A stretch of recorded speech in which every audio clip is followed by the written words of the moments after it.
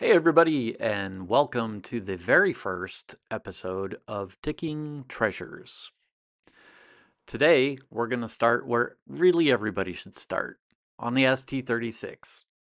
Mine happens to be in the case, so let's get started and see where it leads us. Since my ST36 is in a case, got to start off by taking off the case back, which can be done with a key or another tool, but 9 times out of 10, this little black ball works pretty good. I've got it under deflated, and as long as it's clean, it'll grab onto the back of a watch and open it up pretty good. So we'll lift it out of place and then find a spot to grab it and get it out of the way. This is what the ST36 looks like before it's all taken apart. And this little screw here right next to the crown, this is the way you take out the crown itself and the stem, which is necessary to remove the movement from the case, which is done thusly. And now I can just lift the case off. From here, I normally put a piece of plastic over top of the hands, and you'll watch me remove the hands. But in this case, being the first video I've shot, uh, my my hands were in the way of the footage, so I didn't include that. I didn't think I'd waste your time watching the back of my gloves. What I'm using there is a pair of bamboo tweezers to avoid scratching the face or the hands, and setting them into a dial case. The dial case has got this little white suspension piece that holds the case away from everything. And once it's set in there, uh, it doesn't touch anything and it can't be scratched, and it's safe until we reassemble everything.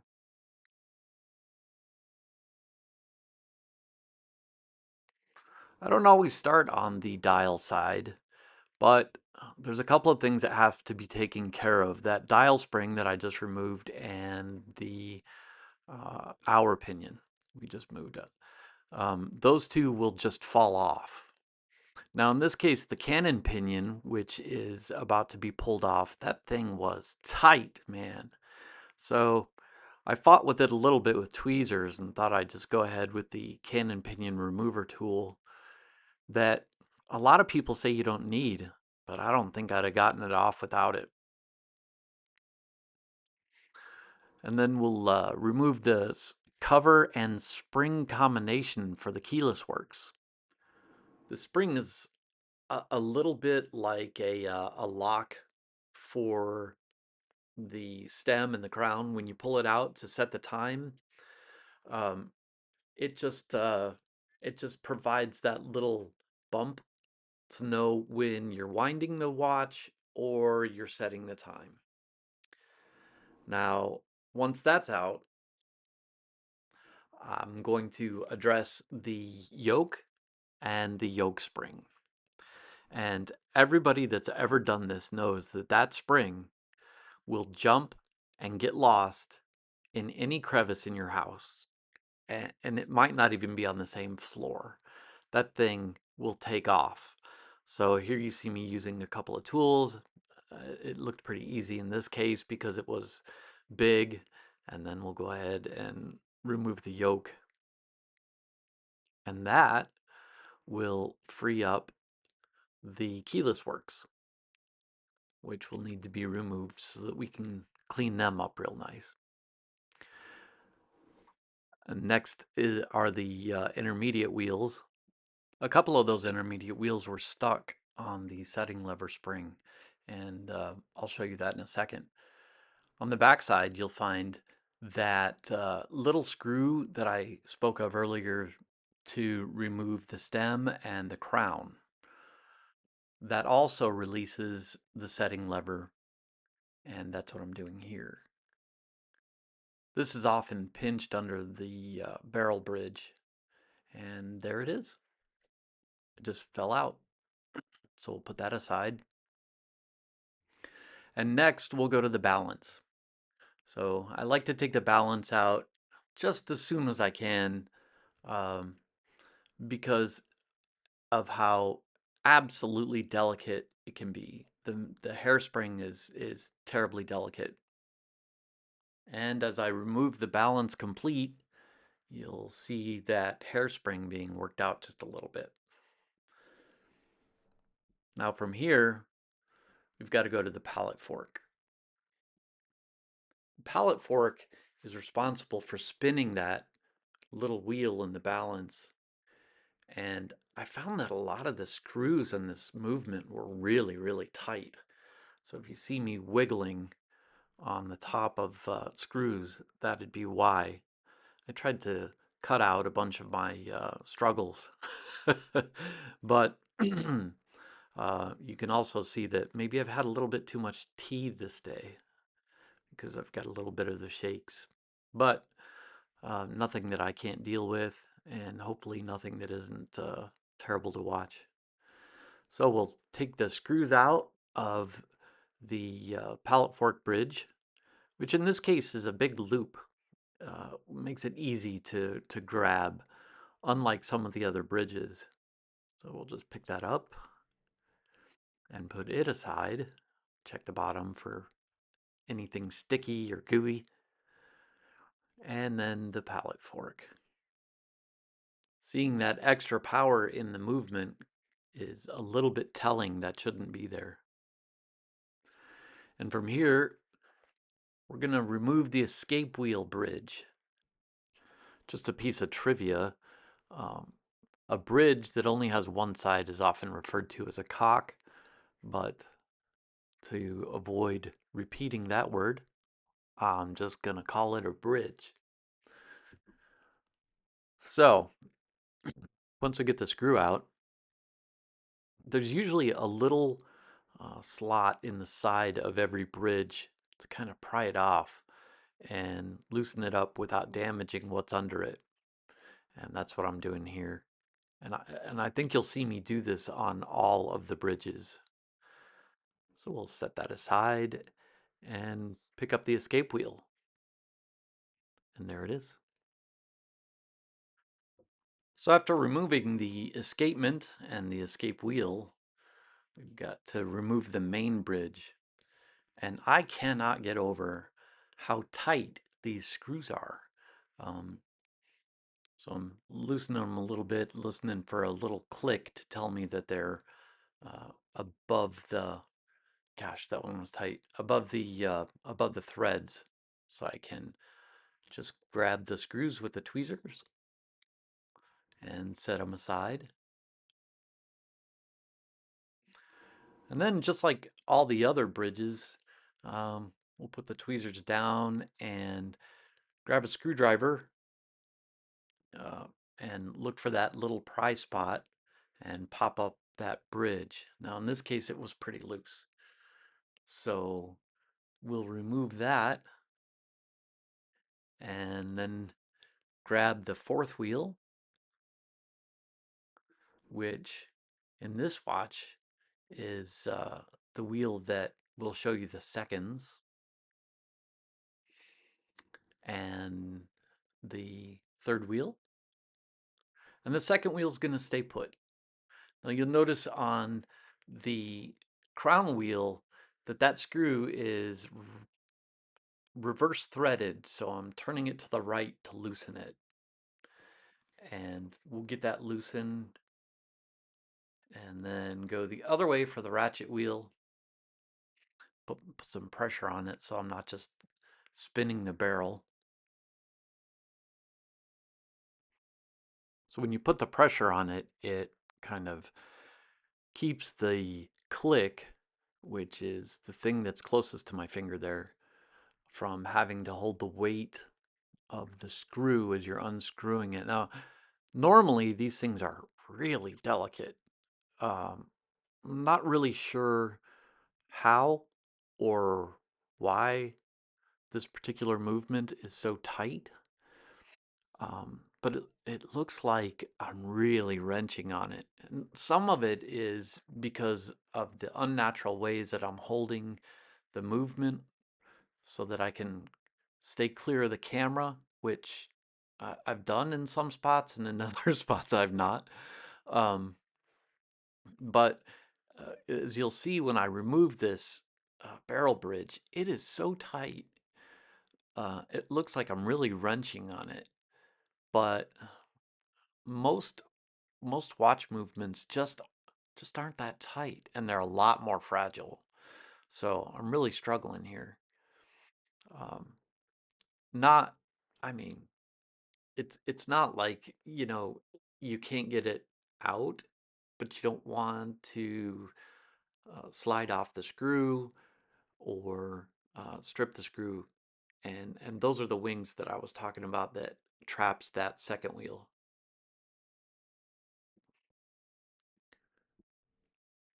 So we'll remove the screws for the barrel bridge and put them aside so that we can take everything off. And um, I saved the click for last.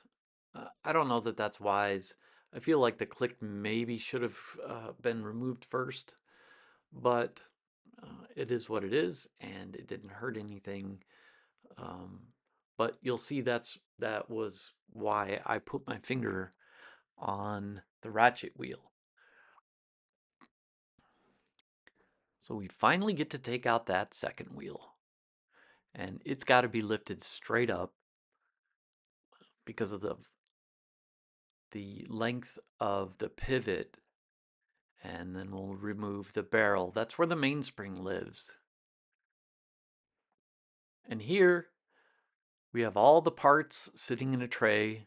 They're kind of separated into logical areas. At least they are until I put them in the cleaner. So what I'm doing here is I'm putting all the little pieces into these tiny cages, and the cages have um, little spots in them. Right there is where the other wheels were from the dial side. That spring was so full of oil um, that those intermediate wheels just stuck to it, and I didn't catch them right away. And here we're going to be washing the pallet fork and the pallet fork bridge manually. Um, this isn't uh, the pallet fork bridge cleaning manually isn't always necessary, but the balance and the pallet fork are put together with um, a kind of shellac that, when placed in the cleaner, has the potential to degrade it and that kind of thing. So here's my old cleaner.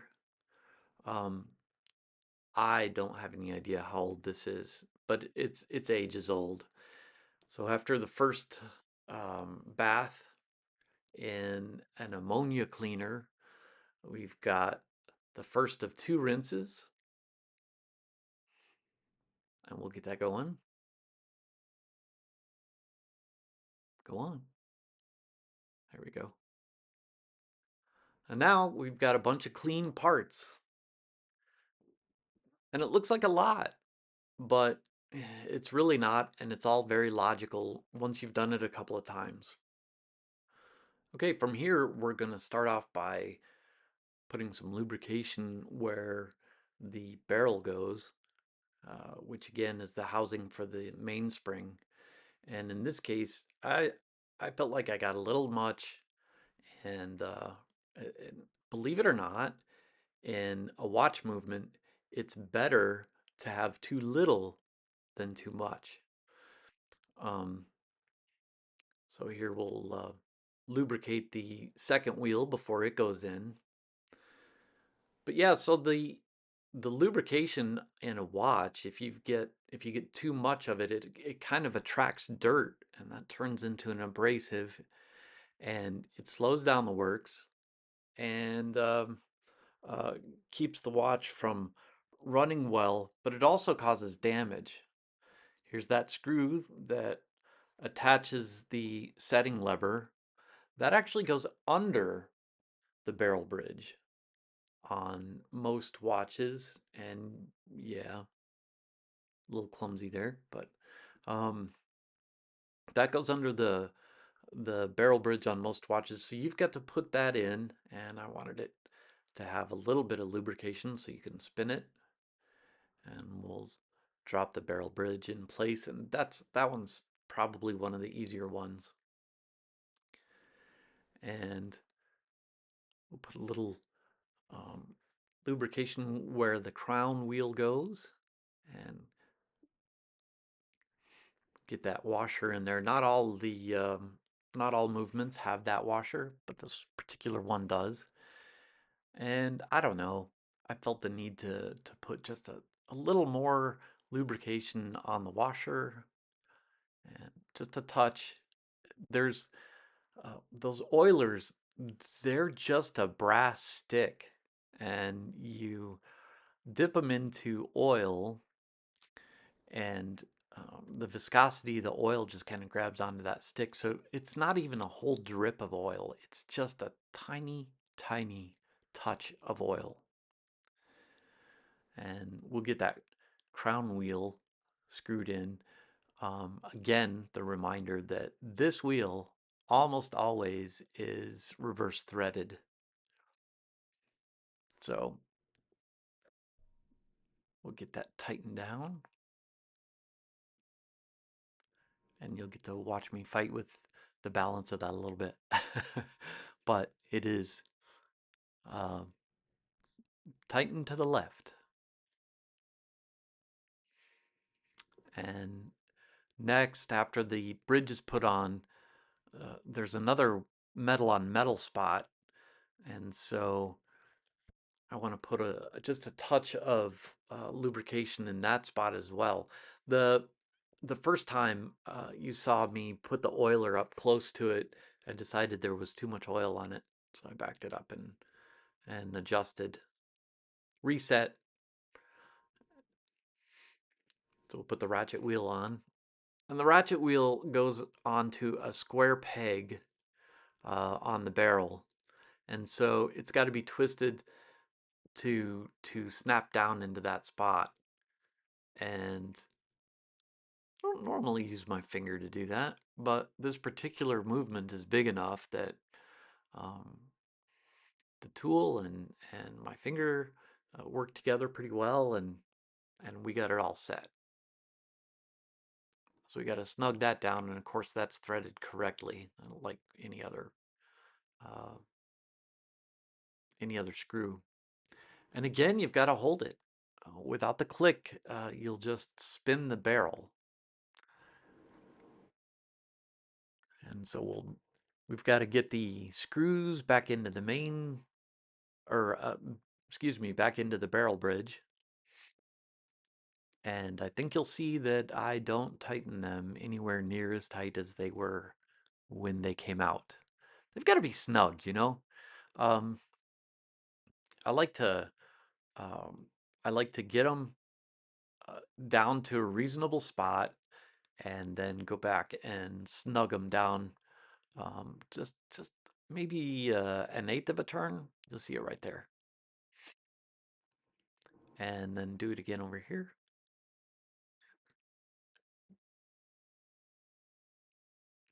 And the click, I was having a little bit of trouble seeing the click, so it magically appeared here, but that was because I took the movement and stuck it under the microscope. And there's some microscope footage a little bit later, but I didn't want to just bury the whole video under the microscope, which is probably one of my most comfortable places to work.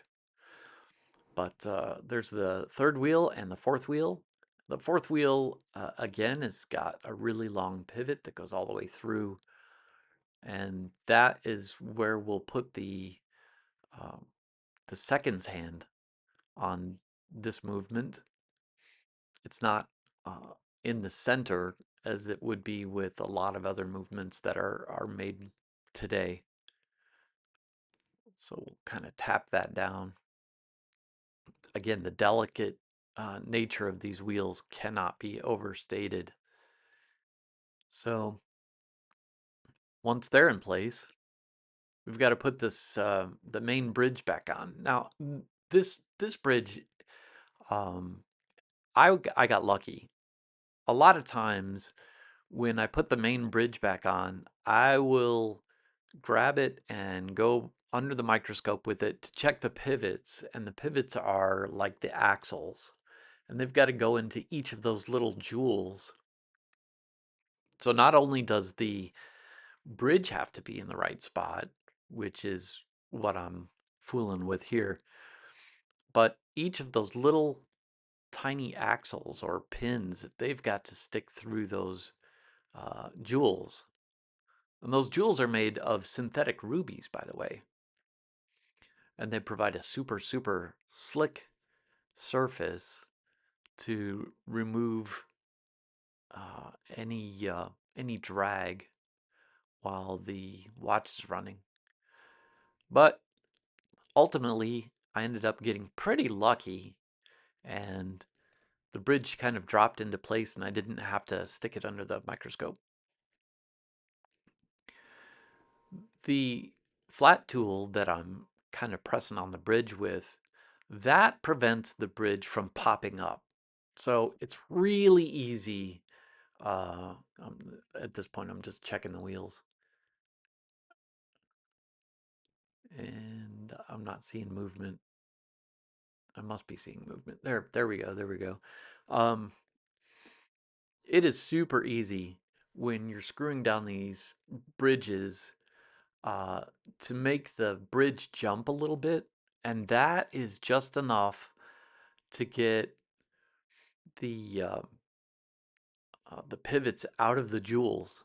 And once you've done that, if you screw the bridge down, you'll break them, and you're gonna need a new wheel uh, or whatever the case may be to get the watch working again. So there's just checking some movement once everything is together, and it's moving just fine. Probably overkill, but it's a real satisfying feeling when everything is in its place and spinning correctly. So you'll you'll find that I play with it a little bit, um, and and watch those wheels spin. And next is the escape wheel. This wheel, this wheel, once it's in place and you spin it the way I was a minute ago, just to test it, it makes a really cool whistling noise that even I can hear. So, um, so it's always a fun thing to test. And we'll get the escape wheel cock or balance, or I'm sorry, cock or bridge in place, and I I'm not okay with this one. So under the microscope we go. So I'm holding the bridge down there to make sure that everything's in its place before I put the screw in, and then uh, I'm holding it while I get the screw, and then I'll move that out of the way just a bit so that I can put the screw in. But it still has to be there still has to be some pressure on it.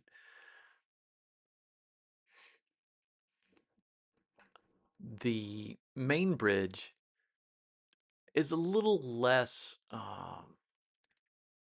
finicky. This little tiny bridge is so prone to jumping around. I think you might even see it a little bit while I'm working on it here. Under the scope, it's a little it's a little tough to see, but it does jump. And if you If you don't get that just right, that is that escape wheel will make a snapping sound. That'll be the pivot. And um, again, you're going to need a part after that. So from here, we're going to put in the pallet fork. I'm just making sure that it's in the pivot on the bottom before I put the bridge on. And I kind of like to hover over and aim a little bit before I drop the bridge on. But push that into place. There we go. And you can see it kind of hop into place. But again, I really prefer to check it in the under the microscope, and there it is. It looks like it's in good shape. I don't know that if I were going to teach anybody to do this, that I'd encourage anyone to grab that pallet fork and wiggle it. But it was what I felt like I needed to do to make sure that it was in the right spot. So put the screws in, and we'll do what everybody tells me not to do. Use a big screwdriver to put some power into the mainspring to make sure that that pallet fork will jump under that power that we just put in. That pallet fork is intended to kind of jump up and down uh, just according to the way the image is, not literally up and down, but you can see it jumping. I'm not actually pushing it. It's taking the power of the watch and advancing. So with that, we got to put the balance in and see if we can get it running. There's a lot of spots when you're servicing a movement that are rewarding, but boy, few are as rewarding as getting the balance in its place and having it just kind of jump to life. And I don't know, it looks like I was kind of hoping there, so I gave it some air, and we're off.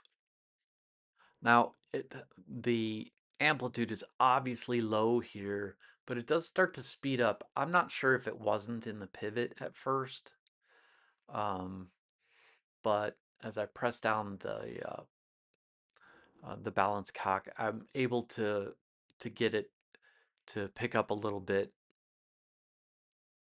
And keep in mind that while I put the screw back in, that nothing has been lubricated as far as the the train of wheels or the escapement or the balance.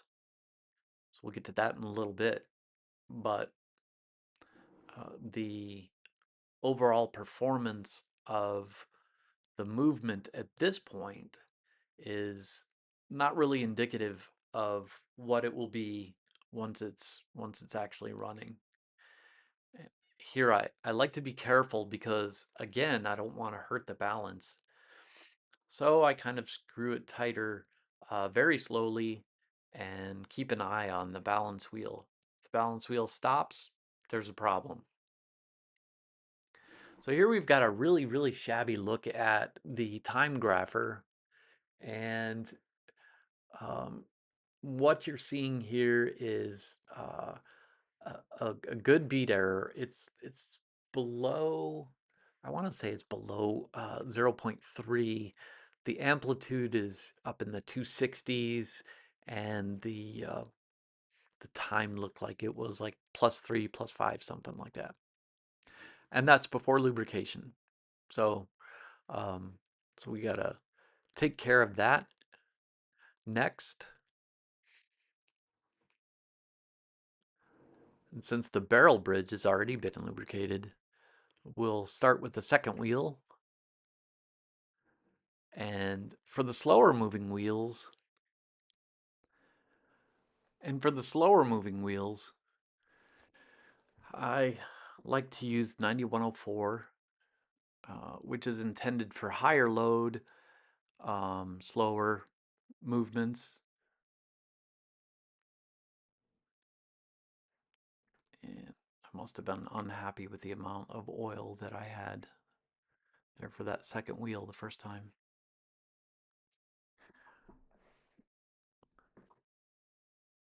So these wheels are under uh, a pretty high amount of torque from the mainspring.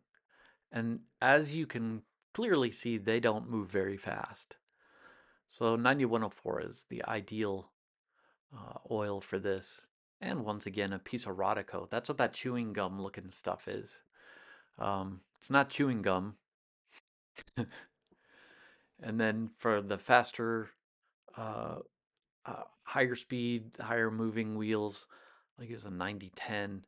Mobius is the brand of choice for servicing movements, and so all the oils that I am using today are Mobius. And again, kind of cleaning up, making sure that I don't have too much.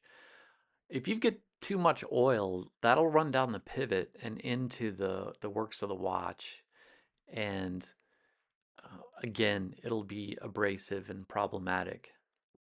So we'll flip it over to the dial side and make sure not to forget those bottom pivots. Well, they were a bottom a minute ago, but they're on top now. Um, Back to the 9104 for the slower moving and the faster moving 9010s. You can see it's less than a drop, and I'm still cleaning up after myself. It may be the only place in my entire life that I clean up after myself, but here it is. You saw it.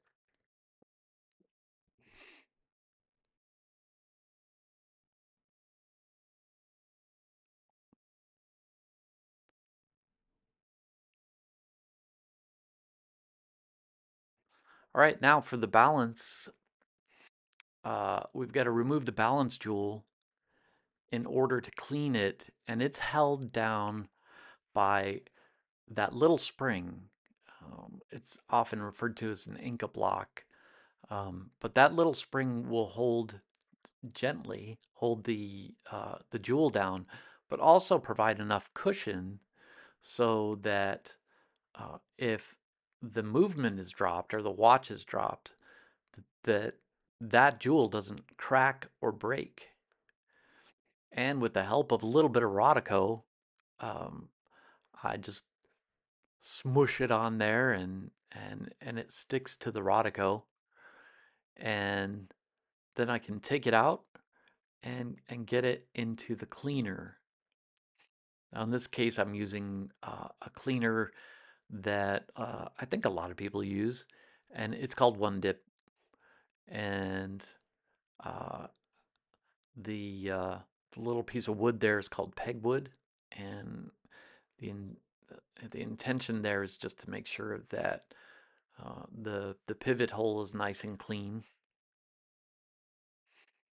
And we'll flip it around and clean it a couple of times. We'll set that aside and move on to the actual jewel, the the the cap jewel.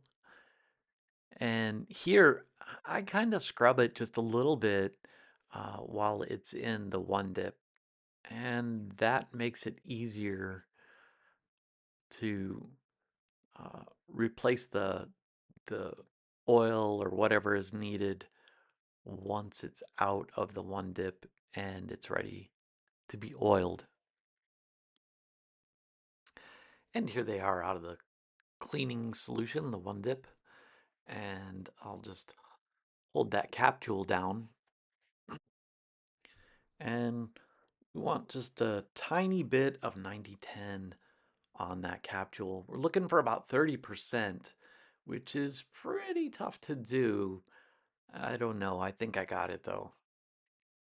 And then we'll replace the setting on the cap jewel. and the oil kind of grabs a hold of everything and holds it together. So that's kind of nice. Now, in this particular case, I stopped the movement so that it wasn't bouncing around. And you'll forgive me while I focus here. Um, and then got the pivot into the jewel where it belongs. And then I've got to get the front end of the Inca block or this little spring here under this little ledge. And when I say little, those are the tips of the sharpest tweezers I think I've got. So um, they're very little.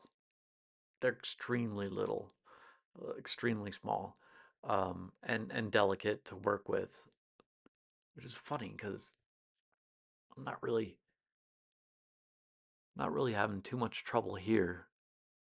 But give me a minute. So there we go. That one's done, and everything's good. And it's time to work on the movement side again. So I'm gonna flip it over, and you'll see what looks very similar to what we just did. But for some reason, it looks bigger. I don't know. I haven't measured it on this movement. I don't know if it's actually bigger or not, but um, you can see the balance jewel that I'm talking about. It looks virtually the same. It's just got so much more space, maybe. But it's also got a lot of a lot of danger zones around it.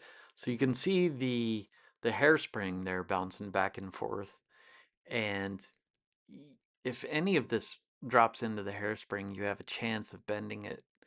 So you've got to be really super careful. And just like that, um, the spring that holds um, the jewel in just about jumped out of there on me. Um, wouldn't have been the end of the world, but here I am fixing it before I move on because uh, that spring is pretty easy to lose as well. And once again, with that little tiny bit of Rodico, what I do is I grab some Rodico on the tweezers, and this is not much of a shot, I realize, but I grab the Rodico with some tweezers, and there it is. It pulls out the whole thing. So we'll go back to the one dip and repeat basically the same steps and oil it in the exact same way, trying to get about 30%. Again, maybe just a touch much. Um, and the viscosity will hold it together. Kind of, they just kind of stick together, and then it's time to replace it. Now, I had to replace that under the microscope, and I when I'm using the camera, uh, I have to shut one of the eyes down for the camera, and so I just switched it. Here I am putting the Canon pinion back on, and uh, you'll recall that during disassembly I was saying how stiff that was, and it it didn't want to go on. So we'll put the just tiniest bit of 9104 on the posts for the intermediate wheels. Now, these are the wheels that when I disassembled them, grabbed onto the setting lever spring and um, just came off. There just shouldn't be that much oil there. There just shouldn't be.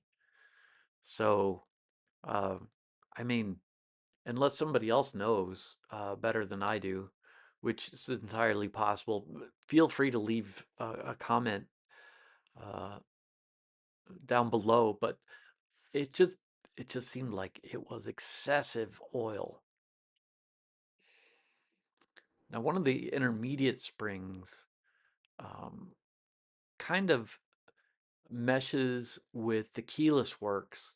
And on other movements that I've worked on, there's a taper on the bottom of the intermediate wheel, and that's what I'm looking for here.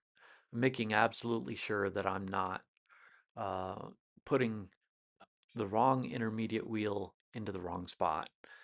The both wheels looked identical though, and so in they go. I don't know if that taper is something that happens over time or if they're machined that way, uh, because a lot of the movements that I work on are 50, 60 years old. I like the challenge. And in goes the keyless works. Now, I I didn't get the shot here that I would have liked to have gotten, but there's a clutch that comes together here for the keyless works that allows you to wind or set the watch, and that's why they're in two pieces. The lubricant I used for the keyless works, um, I think it's pretty unpopular, but it's appropriate for the keyless works and it's inexpensive. And for this project, it was the right choice. I was using Molykote DX, and I think the reason that that is as unpopular as it is because it will cause um, it'll cause your cleaning agents to deteriorate a little bit quicker. So it's frowned upon. Here we've got the setting lever. You had to flip it over, kind of hold it with your finger and flip over the entire movement to get the setting lever in place. From here we'll get the rest of the setting wheels in place and move toward the yoke, which holds everything in place that we've just done. And there's that evil Molykote right there. Um, but again, I mean, it's a good lubricant. I definitely need to invest in the Mobius synthetic lubricant that is better, and it's better for my watch cleaner. But in the meantime, we get the yoke in place, and once that yoke is in place, I gave it a thought and decided I'd put a little 9104 um, where it pivots. And with that, we go to the yoke spring. And I'm here to tell you that this thing is either easy or evil, but it's never both. Um, there's always a couple of different ways to try and work it in, but I kind of found that if I can hold it in place on one side, which is what I'm doing here, not that you could tell. There we go. And drag the other side into its place, then you can get it set without it flying across the room or having to buy a new one or some other thing. But I wouldn't know anything about that because that's never happened to me, right? And then the setting lever spring. This spring acts as a kind of a lid for all the stuff that we just put on, and that's why I put the intermediate wheels on and all of that. And this spring has a little bit of a downward bend uh, on that on that arm off to your right. That downward bend, now the ST36 is pretty forgiving, but that downward bend, if you just put a screw in and snug it down, that that spring will break. Um, but in this case, what I like to do is I like to get it pretty well set, and not that. No slipping. Nope, no slipping. I like to get it pretty well set and get a screw in, threaded in, and then, but not all the way down, like just just barely touching it. You don't want to tighten it, or you can break that spring. So here we'll put some pressure on the plate and get the spring in place. And now, um, with that pressure, now that screw can be snugged down without hurting anything. And so that is what we're going to do. You'll see it's just a turn or two here.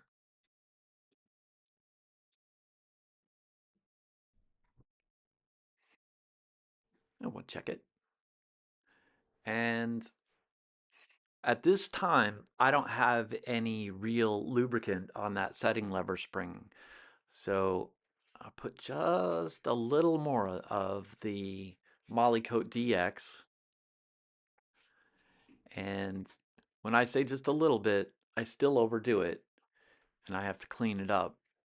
But before I do, I'll work in the lubricant a little bit. Flip that setting lever back and forth so it's lubricated in both positions. And I think I got it cleaned up.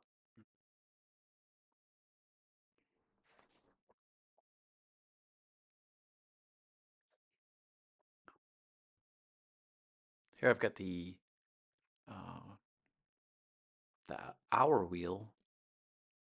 I gave it just a little bit of 9104. I don't know that that was necessary, but it felt like it needed to be there.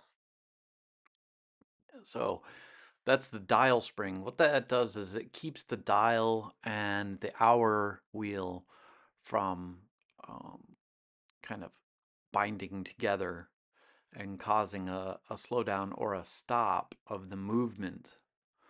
And that device that it's sitting in, that is a hand press. And so once I figure out where the dial goes, which is not too difficult, but it's got some dial feet on the back, and then the second hand at the 9 o'clock position. So it's got to be just right. So here we go. Use a little Rodico to keep my fingers out of the way of the hour hand and press it down. And then we'll come back and do the same for the minute hand. I'm sorry you can't see it better. I will get better future videos making sure that you can see it. Sometimes sometimes you just get kind of busy, or it's not really busy because that makes it sound bad. I really enjoy doing this, especially here in Ohio when it's cold, or it's winter. And in this particular video, it is snowing like crazy. So I'm just having the time of my life inside, doing what I like to do best. So I get the movement back into the case, and it's looking really similar to where we were in the beginning. But this time it works better. Now, now we've got to put the stem and the crown back in, and we'll tighten that back down just a little so we can test it. And here we go. So I had to manipulate this image so bad. I have not figured out how I can get this filmed without it blowing out like you saw earlier, but at plus 5 seconds a day and amplitude of 265 and a beat error of zero point 0.1, I am really super happy with that. There's uh, just not a lot I could do to improve on that. I could probably eke out a little bit more amplitude, but this is before it's been running. So a lot of times when you service a watch and you check it on the time grapher, the watch actually improves as that grease and the oils work themselves in to where they should be. So I'm pretty happy with where it is. So the case back goes back on, and yeah, I kind of go to the left a little bit to make sure that the threads align. Some watches, some watches just come together real easy, and others, uh, like this one, the case is made maybe a little uh, more quickly, we'll say, and and so finding that thread can be a little bit of a challenge, but not all watches. Um, I didn't replace the gasket on this one from the back because the crown is not waterproof or water resistant in any way. This isn't definitely isn't a project that I would be testing for, you know, water resistance or anything like that. And because it's uh, it's just an old case, and that's kind of I bought the whole movement in the case and everything from eBay. Uh, so I don't know how old the movement actually is. Um, so I felt like I had to wipe it down before I replaced the old nylon strap with something that I liked better. And so we put some decent leather strap on the watch, hoping that it looks better.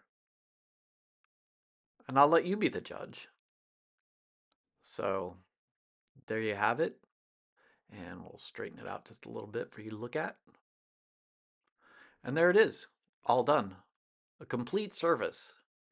The ST36 is a great place to start, and I highly recommend it. And if you've been watching all the way to the end, I can't thank you enough. As my first video, I am thrilled to have it out. Thanks for hanging out with me. We'll see you next time.